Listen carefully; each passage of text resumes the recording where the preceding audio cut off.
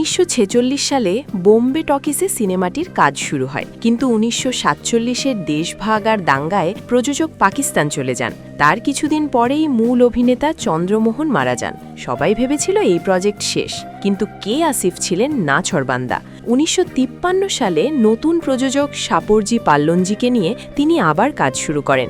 এবার কাস্টিংয়ে আসেন পৃথ্বীরাজ কাপুর, দিলীপ কুমার এবং মধুবালা।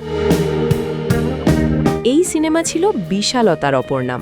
মুঘল দরবারের আদলে সেট বানাতে সারা ভারত থেকে কারুশিল্পী আনা হয়। শিল্পীদের পোশাকে ছিল সত্যিকারের সোনারূপার জড়ি, আর গয়নাগুলো ছিল খাঁটি সোনার। যুদ্ধের দৃশ্যের জন্য ব্যবহার করা হয় 2000 উট, 400 ঘোড়া ও 8000 সৈন্য। সবচেয়ে চমকপ্রদ ছিল শীষমহল বা আয়নামহল। বেলজিয়াম থেকে বিশেষ আয়না এনে এটি তৈরি করতে এত খরচ হয়েছিল যে তা দেখে বিবিসি পর্যন্ত ডকুমেন্টারি করতে বাধ্য হয়। পর্দার সামনে সালিম আর আনারকলির প্রেম যখন জমে উঠেছে, বাস্তবে তখন দিলীপ কুমার ও মধুবালার বিচ্ছেদ ঘটে গেছে। মধুবালা ছিলেন গুরুতর অসুস্থ, হৃদরোগে আক্রান্ত, তবুও ব্যক্তিগত কষ্ট আর অসুস্থতাকে জয় করে তারা পেশাদারিত্বের চরম প্রমাণ দেন।